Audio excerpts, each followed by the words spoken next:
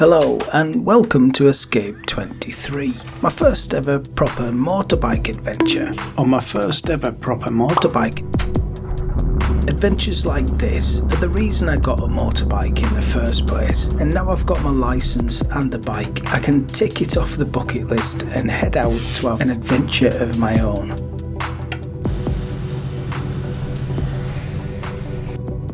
So, with the wind at my back, I'm on my way. First to Belgium, where I'm camping tonight, then it's south through the Black Forest down to Switzerland, where I'll head eastward, meandering my way through the Alps before turning up through Slovakia and over the Tatra Mountains into Poland. If you're planning a trip, I've got a couple of video guides that might be of interest. Wow! One covers the documents you need to ride in Europe, and another looks at what's involved in taking the EuroTunnel. Now, getting to Folkestone was a bit of a blag, but once I got here, everything was pretty quick and straightforward. Incredibly, it's only about half an hour after you get on the train in the UK that you're riding off it again in France. Best of all, you ride straight out off the platform and onto the French highways. Speaking of highways, no one wants to spend the holidays sat on them, but many riders heading out of the UK like me are in a rush to get to those alpine roads. So inevitably, that means sacrificing the first couple of days riding to cover the distance. It doesn't make for the best riding or the best viewing, to be honest, so I'll spare you that. It's worth saying though, if you do want to skip about in the video, I've used chapters to help you do just that. And just like that, we're in Saveluy in Belgium, famously the home of the Spa-Francorchamps race circuit, and for tonight at least, it'll be my home as well. That was a long day. 11 hours of riding on some very unremarkable roads. The silver lining though is that all that distance is now money in the bank. I was expecting I'd have to pitch up the tent in the rain, which I'm reliably informed is very much in the post. But for now it's good. The weather's good. The campsite's good. It's really good. Camping de Charles. Yeah. It's right up my alley. Highly recommend. Plenty of space. It's got this babbling brook. There's zero mozzies or midges. The main thing though is it's quiet. Well, it is till I start snoring. There you go. The rain begins. I'll see you tomorrow, son.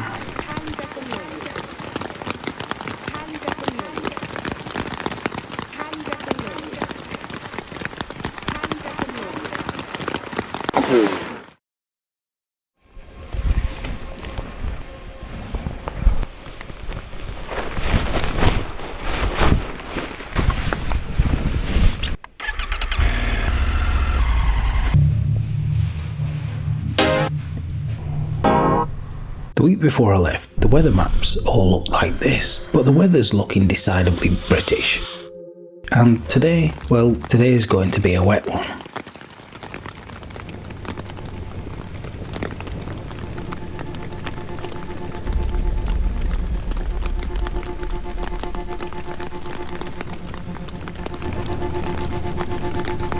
Right, here we are. So after missing the turning, I'm looking for somewhere to turn around when I see this ramp and remember a video I saw by Brake Magazine. It showed how to use gravity to help you reverse, and so I figured I'd give it a go.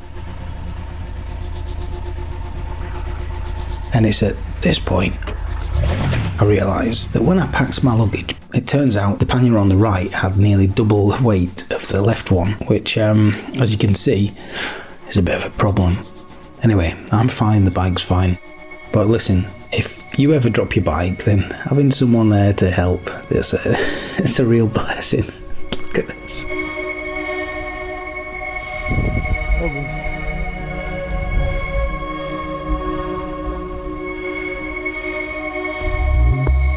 Today's going to be another long one. By tonight I'll be in the east of Switzerland, so again plenty of distance to cover. Hopefully I can outrun the rain. Well, I didn't outrun the rain. It's been 2 hours in this now, and my waterproofs are no longer waterproof, and the temperature, it says 14 degrees, but it feels a lot colder. There's no two ways about it. It's grim, especially when you're looking down the barrel at 8 more hours of this. So now we're coming up to Kaiserslautern, a crossroads where I can either stay on the highway and save myself 3 cold and wet hours, or I can turn off the highway and stick to my route toward the Black Forest. Saving myself 3 more hours in this sounds pretty good right now, but I didn't come all this way to sit on highways. I came for adventure, so I choose adventure. I choose Kaiserslautern.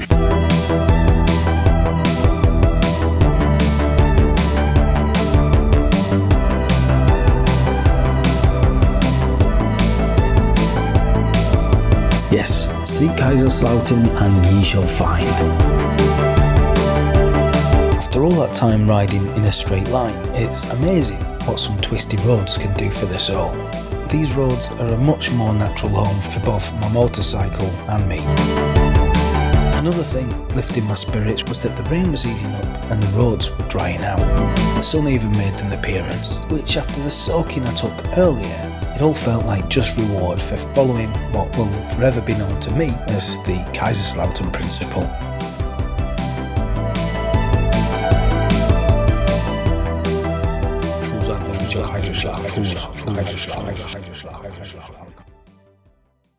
Okay, time for some scran and to sort out some accommodation for tonight.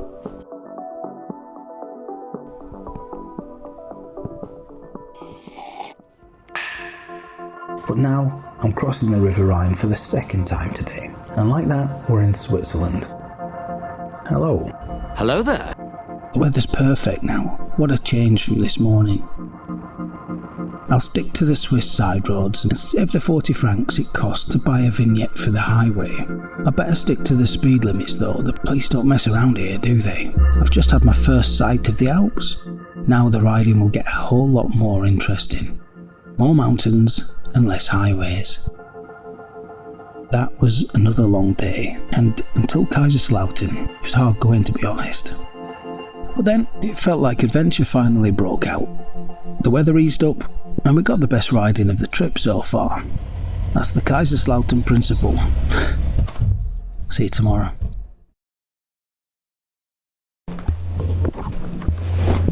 Good morning from the Golf Hotel. I've actually balanced the panniers today. Lesson learned. A day too late perhaps, but story of my life. Okay, so the plan today is to cross the River Rhine for the 3rd time this trip and leave Switzerland for a country whose surface is 2/3 covered by mountains. Hello, Austria. And welcome to the Alps. Hello there. This is the Silveretta High Alpine Road. 21 kilometre long private road rising 900 metres in elevation, taking us to over 2,000 metres above sea level, which in more than one way feels like a roller coaster, not least because at first you have to get a ticket at this booth before accelerating away, climbing up and up and up 900 metres of elevation, which with the 30 hairpin turns that you take in pretty quick succession doesn't take long to climb at all. I knew this trip I'd have to conquer hairpins, but this is a perfect road really to practice the technique. The road surface is smooth, none of the corners are that steep, tight or off camber, which I must admit I was very happy to see. After climbing the east face, the pass opens up at the top to this. The road was originally built as an access road for the hydroelectric plant, and then only later it was widened and opened up as a tourist road. If you're interested, you can watch a full unedited run of this on my second channel, Dispatches from Elsewhere. Or if you want to skip ahead, then you can do that too using the chapters on the timeline below. But heading west was like riding in a painting, and exactly the mix of road and place that I was hoping for when I was planning the trip.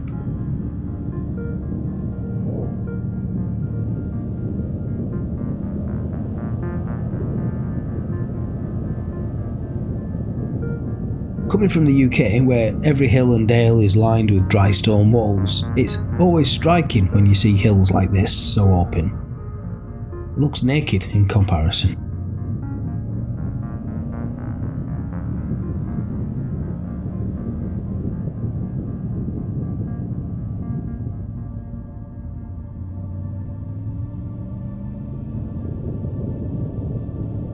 The other thing that I've noticed compared to the roads back home is how much space is given for visibility at the side of the roads. Anyway, we're under the peak of Pitts Bwyn of sun cream fame. That was like the sexiest of the sun creams, wasn't it?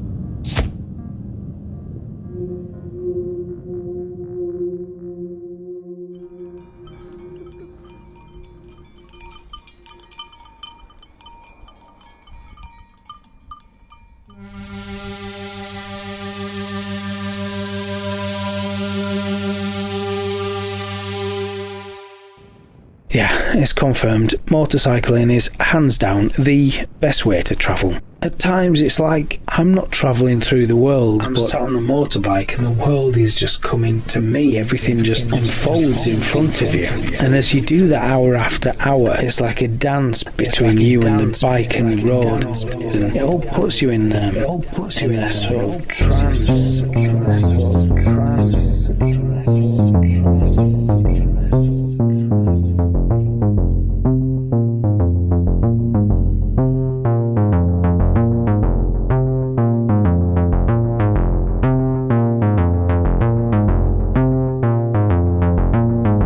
It was nice to ride in a group for a while. Horses prefer to run together, don't they? It would be amazing riding with some mates, but I think it'd be a very different trip. No, I'm happy to be on my own adventure really. I can decide where I go, where I stop, what time I leave, when I call it a day. At 2,000 metres, Obergugel is a picturesque village surrounded by 21 mountain peaks and perched just underneath the Geesberg Glacier. It was here in 1931 a fella called Augustus Piccard became the first person ever to fly up to the stratosphere in his hot air balloon and then proceeded to crash land up there on the glacier. It was a big news story at the time and put the explorer and Obergugel on the map. Piccard became the inspiration for the character Professor Calculus in Tintin, and his son Jacques, poetically after seeing his father reach the highest point in Earth, became the first person to reach the lowest point in Earth at the Mariana Trench 30 years later.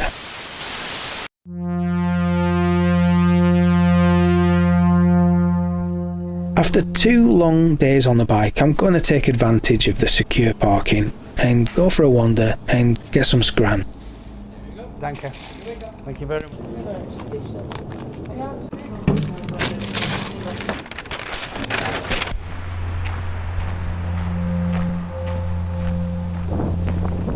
Hello. Check out the water there. There's that much sediment and silt in it that the water's like an opaque matte grey colour. It's like liquid stone. Very hypnotic.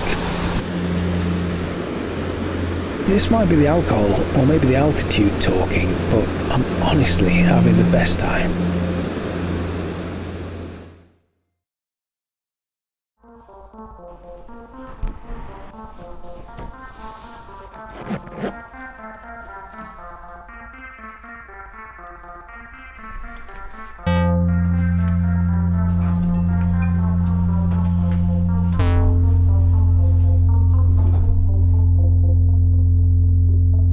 There's a thunderstorm due later this afternoon, so it's an early start today. A wee trip over the border to Italy. Mamma mia! Sat just above Obergugel, you'll find a motorbike museum as well as this booth where for the sum of €21 you too can ride the Timmelsjoch, a high mountain pass, another tourist road built in the 1950s. This one built on top of an ancient cart track. We start our descent from 2,500 metres at the Timmelsjoch summit, which marks the border between Austria and Italy.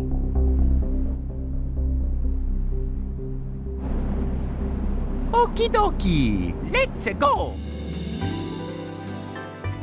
And it feels like a scene from the Italian Job too.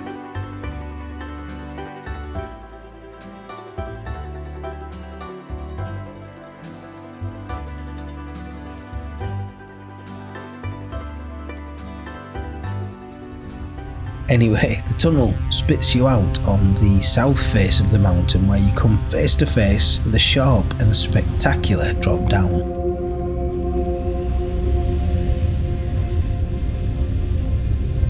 As you leave the clouds, the road down the sunny, pyramid-shaped south face is steep, and there's a lot of hairpins on this top section to help scrub off the elevation.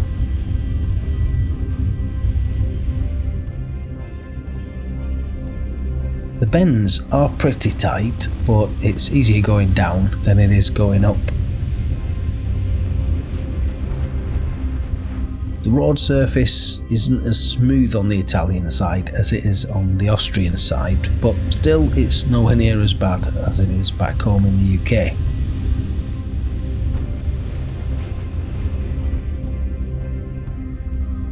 Now, I don't mind heights, but the drops off and down to the side certainly focus your attention, and I can imagine quite a few knees knocking coming down here.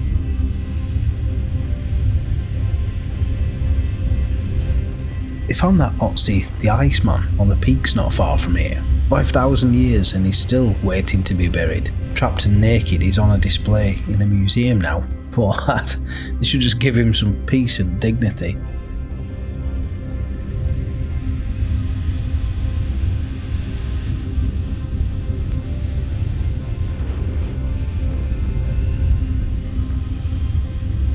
Once you're off the top section, the switchbacks ease off, the road opens up and starts to flow. It's fast too, and feels all the faster with the drops and narrow roads, but for me, and I imagine for most motorcyclists too, that's the thrill we're chasing. That's the dance with death.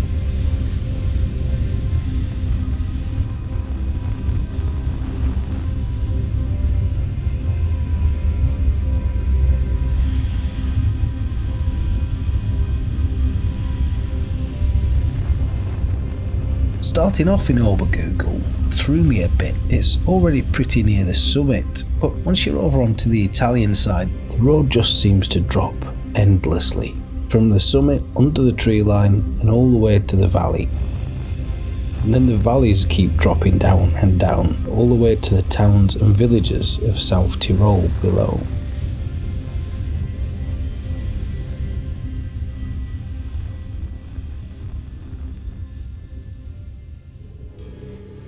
Next, we're off to the province of Lombardy, and after riding a couple of very enjoyable hours southwest from the Timmelsjoch, we pick up at the start of a road I've been warned isn't for the faint of heart, nor for the inexperienced rider. Now, I'm certainly not an experienced rider, but I am up for a challenge, so here goes nothing. Most of the traffic here are tourists, but in Italy they seem more keen to keep the tourist roads open to the public rather than charge a fee to ride them.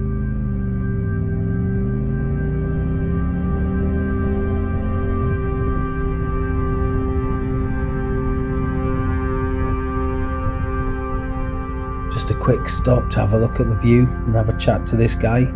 Didn't take him up on the beer though, but fair play to you, sir. Anyway, the Gavia, and the first thing you notice is just how narrow it is. Can't believe people take the camper vans up here, when for most of it 2 cars can't pass each other.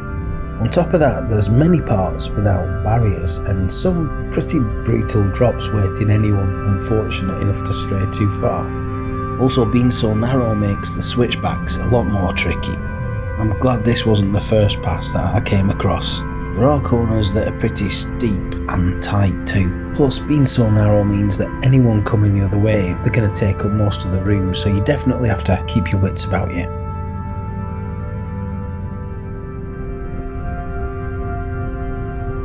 Fair play to the cyclists who ride up this though. The pass is often the Cima Coppa, which is the highest road in the Giro d'Italia, so that might give you an idea of just how brutal this climb is. Slap on the wrist for this cyclist though, who thought it was a good idea to ride through a dark tunnel without a light.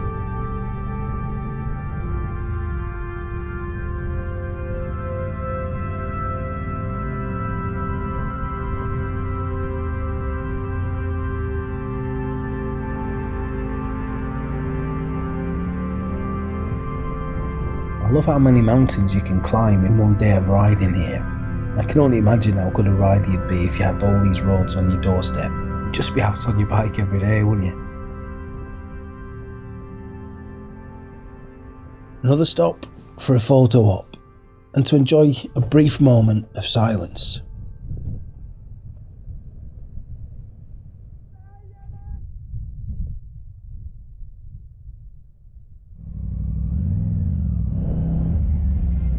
Thankfully, I left my panniers back at the hotel, and the bike feels much lighter and more manoeuvrable without them.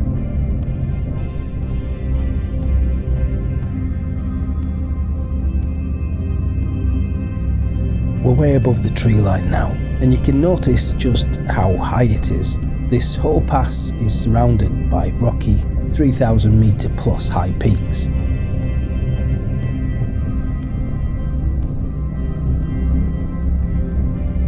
There always seems to be a restaurant, hotel and gift shops at the summits of these passes. There's also a very bonny lake here too, but I'm not stopping, I'm on a mission.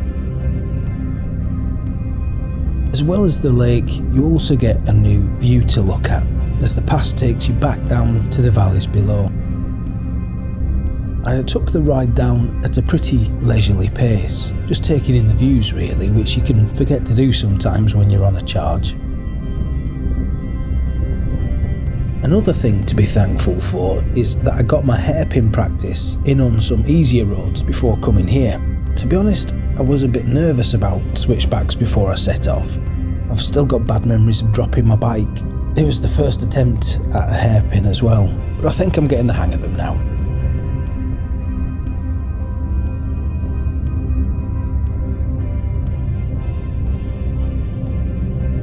The pass was taken here from south to north, which I'd say is more difficult, but probably the better way to go.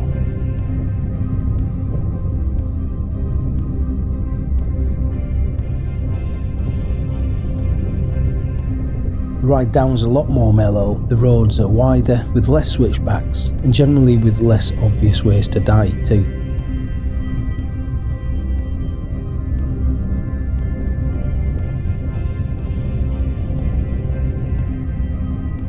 So between that, these views and a flowing road, it all makes for a cracking ride down to the town of Bormio.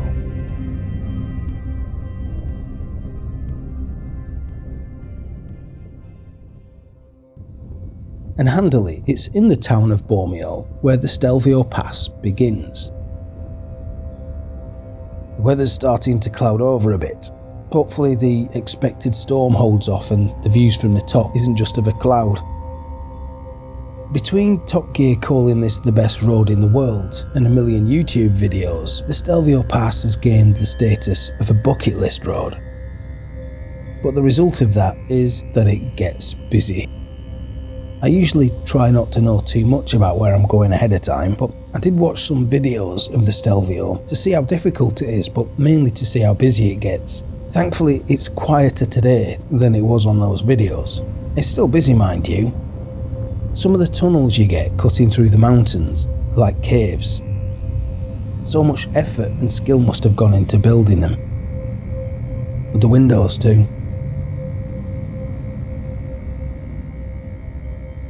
The silver lining of any traffic jams though is it gives you a chance to admire the scenery, which is really quite spectacular. Especially as you get onto the tops where it really opens up, offering an opportunity to those who are inclined, of course, to twist the throttle and open up the taps. Coming up here at this hamlet, the Stelvio Pass continues off to the right, but if you turn left where that white van is, you're on the Nockalm Pass, which takes you over to Switzerland, and it's a pass that looks absolutely unbelievable.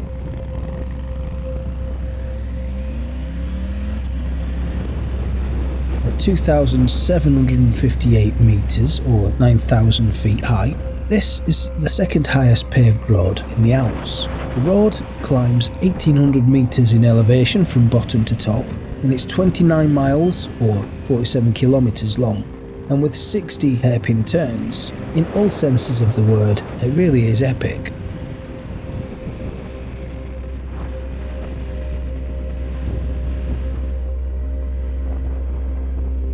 another summit, and another opportunity to spend some cash on food, drink, and souvenirs.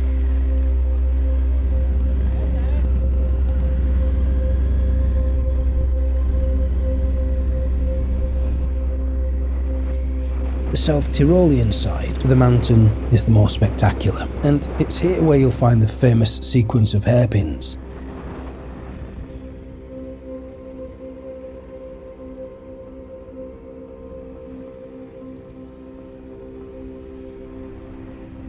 So, is the Stelvio Pass hard? Well, if you get a clean run, and you've got the balance and throttle control needed to manoeuvre your way around the hairpins, then I reckon it's okay.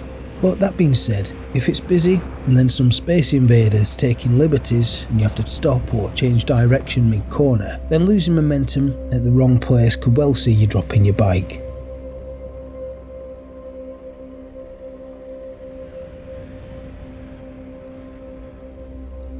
Motorbike traffic is the best traffic, clearly. Oncoming bikes don't clog up the roads and you can usually keep to your own speed. But there are camper vans and even buses crawling their way up here and getting in the way. And generally, the bigger the vehicle, the slower and more annoying it is.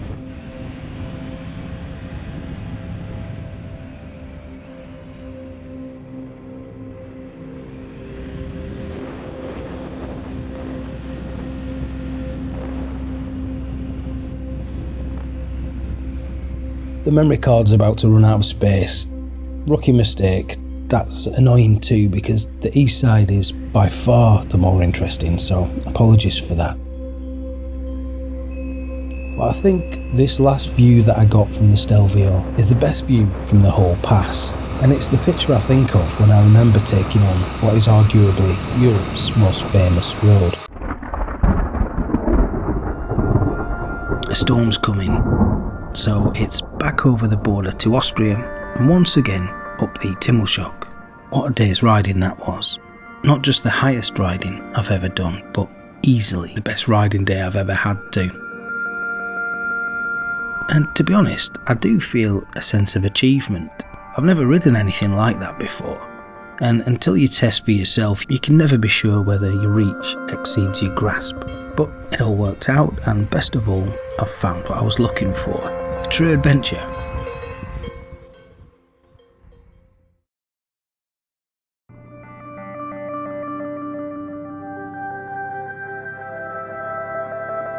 I couldn't think of many better ways to start the day than with one last run down the Timmelsjoch, which I reckon might just be my favourite road of the trip so far.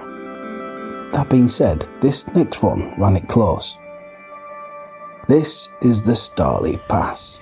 The pass is only open to uphill traffic once an hour. If you arrive outside of that 15-minute window where it's open, these traffic lights will hold you back.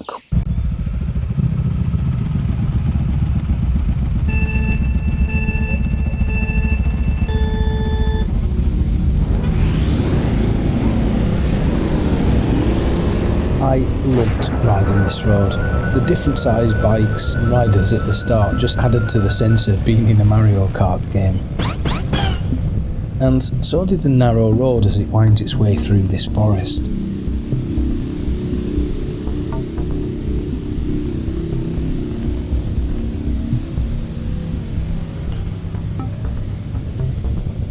The traffic lights at the top are holding all the downhill traffic back, and so there's no oncoming traffic to worry about, and that again just adds to the feeling of being in a hill climb race. Right, now watch this Polish rider in front. As he's going through this tunnel, he falls down a pretty steep rain gully, slams into the tunnel wall, somehow bounces back onto the road and just carries on. Uncanny stuff. I actually met the Polish rider at the petrol station later, and apart from a scratch, he was fine. Kurwa mać. I don't know if it was all the excitement that got to him. I guess he's not the first rider to get carried away, and it won't be the last either. It's easily done here.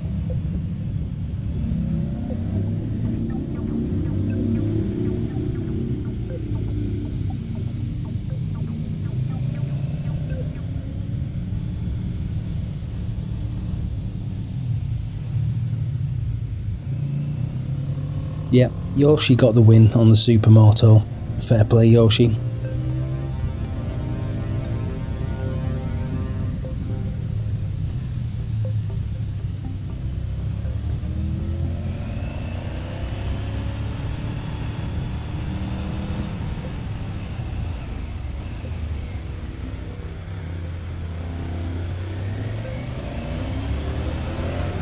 At the summit is the Austrian border.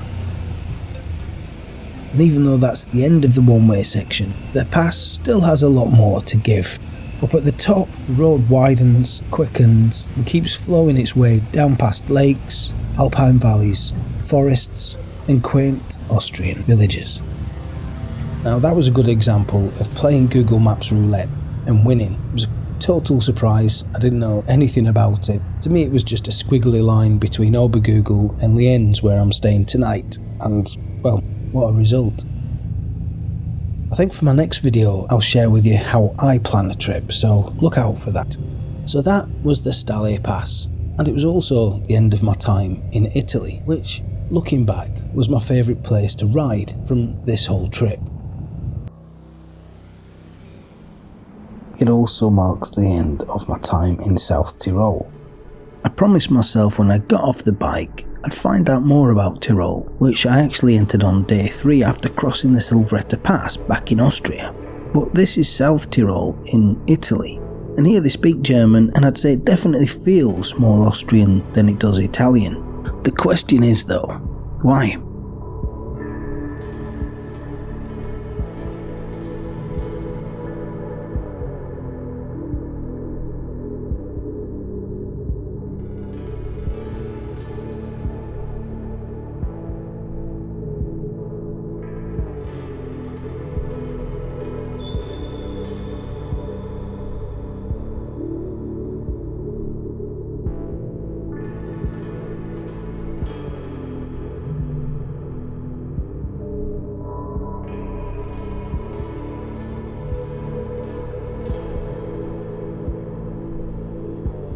So, South Tyrol became Italian with a stroke of the pen. The Tyroleans found themselves ruled over by the same people they'd just spent years fighting with, and to add salt to the wound, just before the war kicked off, the Italians betrayed Austria, switching sides for France and Britain, who offered them territory if they jumped ship. It was a treason that meant this whole region became a front line in the war. After World War II, things got even worse for the Tyroleans, with Mussolini putting his forced plan of Italianisation into effect, using the state to try and stamp out Tyrol's identity and language. Yeah, it's been over 100 years now since South Tyrol became Italian, and it's no surprise that tensions are still felt today by those who remember. Right, unlike South Tyrol, we are back in Austrian territory, where pretty much as I crossed the border, I got stopped by the police. Didn't get it on camera, but fortunately, AI sees all. AI never forgets. Yeah, I was clocked going 22 km over the 50 km speed limit, which sounds bad, and I was expecting some very expensive news, but amazingly the damage was only €35. That said, it was a pretty sneaky stop that they pulled. The car was hidden from view, and now, I mean this quite literally, jumped out from behind a bus stop to flag me down. Still, you won't hear me complaining, I'll take €35 all day long. It's back to camping again tonight, just outside the medieval town of Lienz. I prefer to be wild camping, to be honest, but sadly in most parts of Central Europe, that's not really an option these days. So we're in Camping Seeweis, a pretty family-orientated campsite, but the views are good and there's a nice bar, there's even a private lake too. So yeah, a good place to get off the bike for a bit and relax.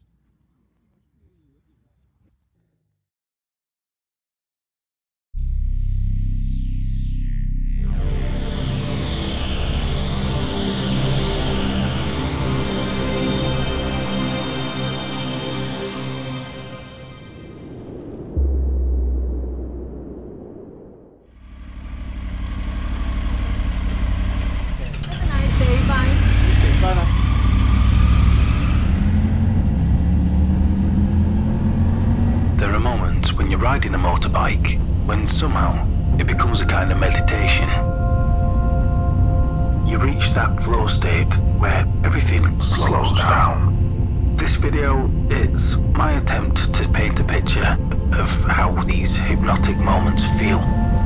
When you're riding through landscapes that feel straight out of a dream, in an elevated state of being in motion, in motion, in motion, in being motion.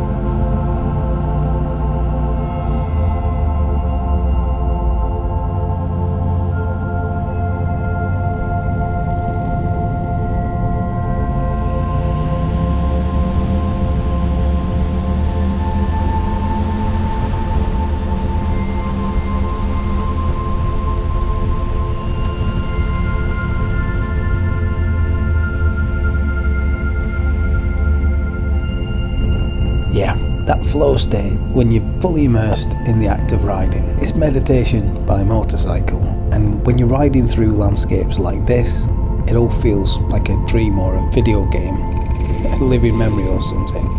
It really is uncanny.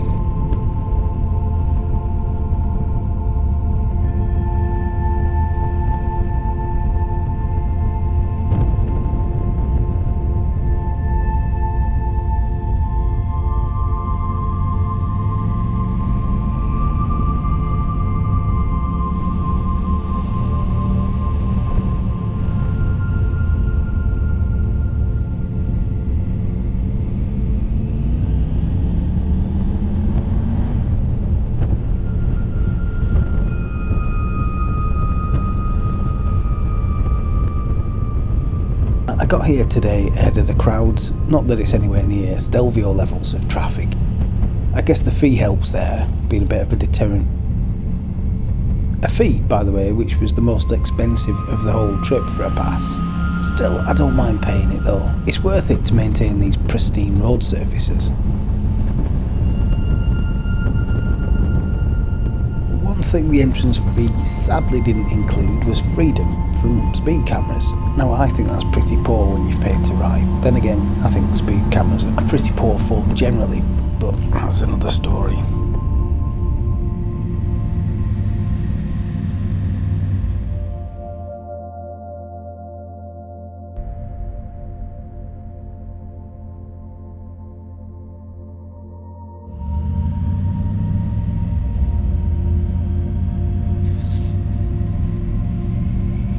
Okay, just here I made a big mistake, one that I'm still annoyed about today. It's my fault, I was too busy looking at the view, but completely missed the turning here on the right, taking you up to a viewing point which apparently has the best views on the whole mountain. So don't make the same mistake I did. If you visit, go up there and check out the view.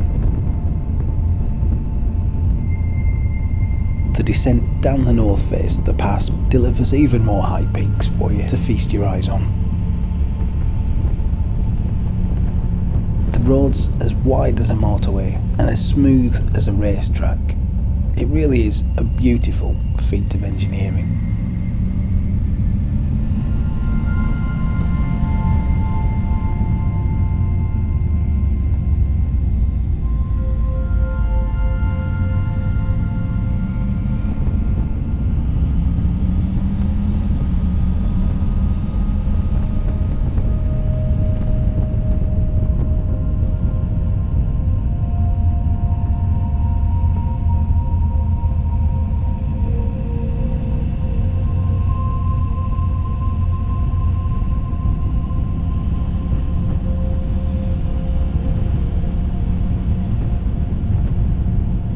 and even though you can't make it out too well with the wide-angle lens, you might make out the highest and longest glacier in the East Alps, the Pasteurs Glacier. Along the whole length of the pass, there's all kinds of tourist stuff to do. Parks, restaurants, museums, and a funicular railway system that'll take you right the way up to that glacier. Which would be amazing if I was a stop and smell the roses kind of tourist, but, well, I've got distance to cover, and to be honest, I'd rather ride. I'm taking the pass from south to north, which consensus says is the best as well as the quieter direction to take, but either way you go, you're in for an absolute treat.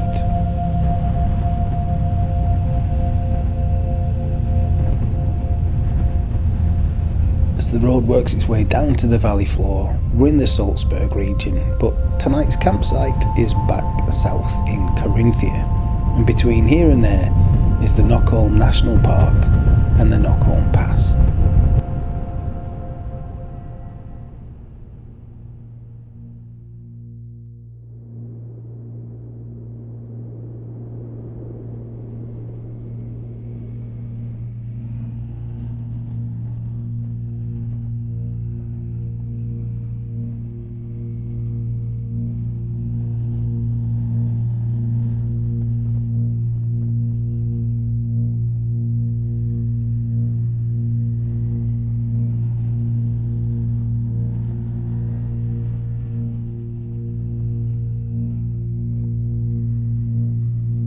This was another Google Map Roulette winner, the squiggliest road that I could find to connect the dots. It's another toll, €17, fine, whatever. Even though it's nowhere near as big as the Grossglockner, it's so much quieter.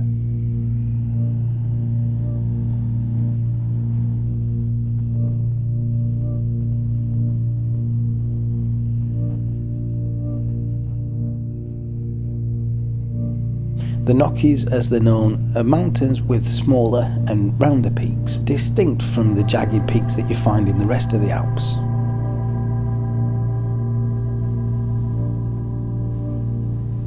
But the whole place is really green. The peaks here being below the tree line, it means that the whole mountain is green. And with the forest and lush valleys, everything is green. So green that Nockalm is a biosphere park, a national park that's been upgraded and anointed by UNESCO.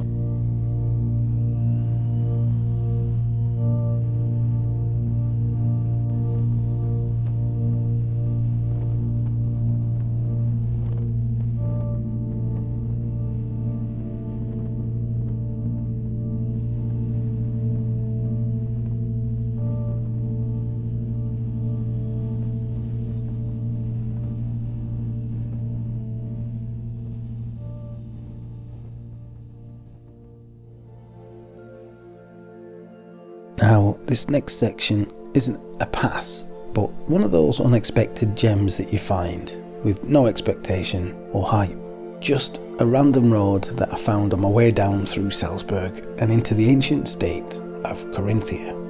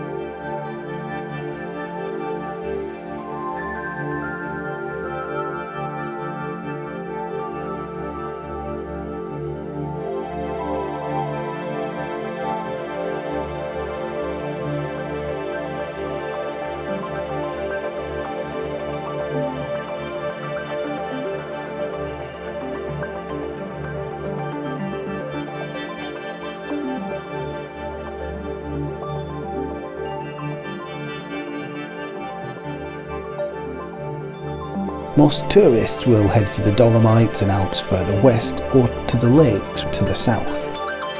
I was grateful for the quiet roads. Carinthia is a wonderful part of the world which I absolutely fell in love with. I remember being on the bike thinking how thankful I was to be recording this trip and how strange it'd be to watch this back later in my life. It already seems like a dream.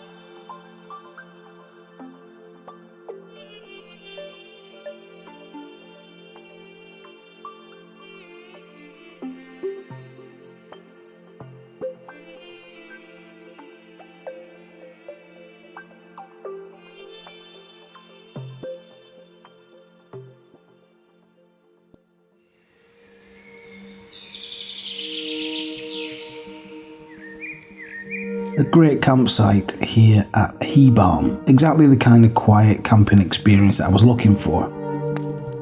Last night I ended up sharing a campfire with a Dutch rider, a top lad who was doing a 9-month epic trip from the top of Norway down to Africa. What we didn't know at the time is about a week after we met, his adventure would come to an abrupt end where his custom KTM 690 set on fire. Cool, if you're watching, pal, I was gutted to hear about that. Anyway, for now, all that was yet to pass. And sharing beers and swapping stories over the campfire, it was a great way to end a great day. Riding yesterday was so good. Going over the Grossglockner and then riding south through Carinthia, just the whole day was, well, perfect. In a lot of ways though, it feels like the summit of this adventure has been reached. And the thing about reaching summits is it's only when you get to the top that you can see the bigger picture. Now for me that picture wasn't a place or an achievement really, it was knowing that at the end of all these roads my family would be waiting for me in Poland, where tomorrow I'd be meeting up with them. If I was travelling for another week or two, from here I'd head south down to Slovenia, Croatia, the Balkans, or maybe even circle back west through the Alps. But the plan for today is heading up into Slovakia and covering as many miles as possible. But the more distance I do today, the less I've got to do tomorrow, so I'll put a shift in today and make the last day a bit easier.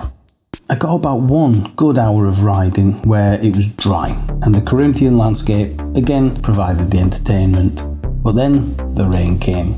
It started raining, and well, it just did not quit. I threw the waterproof overalls on, but after 2 hours I could feel the water seeping through all 5 layers. After 4 hours I was soaked to the skin. It was a truly grim riding day, complete opposite from yesterday. In total it ended up being 11 mostly cold and wet hours, which luckily for you we can skip in the edit. Usually when you cross a border into Europe you don't notice a massive difference, but when you go from Austria into Slovakia, straight away you're hit with that Eastern Bloc feel. The brutalist communist architecture, more tatty roads and a driving public with, should we say, less than Germanic road manners. I did have a route plan that took in more of the back roads going through Slovakia, but I ended up hitting the motorways trying to outrun the rain. The highways here have a respectable 135km speed limit, that's 84 miles an hour. They've also got the slippiest road markings on the continent, so it all made for a pretty wild ride in the torrential rain. Tyres slipping and twitching away every few minutes, adding to the stress. Anyway, after 11 soaking wet hours of this, I finally tapped out and headed for the nearest and strangest hotel. To be honest, at that point, I'd just had enough and needed to get inside. What a day. Yeah, about that hotel. All I wanted after yesterday's ride was a hot shower, but no such luck, I'm afraid. But what this hotel lacks in hot water, it more than makes up for with the abundance of tasteful art. Actually, I think that's the Borat collection. King in the castle, king in the castle. Time to get some breakfast and hit the road. I think the decorator was on meth. Anyway, while it carried on raining all night, the weather for today is actually looking pretty good.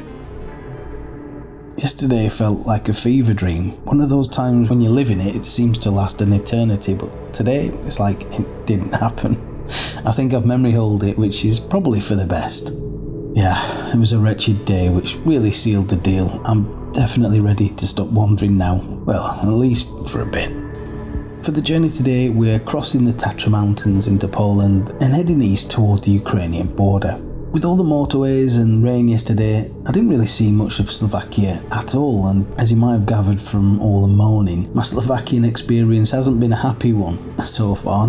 Nothing personal, Slovakia. In fact, now we're off the highways, I'm seeing a much better side of it today. But thankfully the sun is out and the riding is easy. All those motorway miles in the bag from yesterday mean that I've got plenty of time today to travel through the endless fields and villages of Poland. No motorways, just back roads all the way.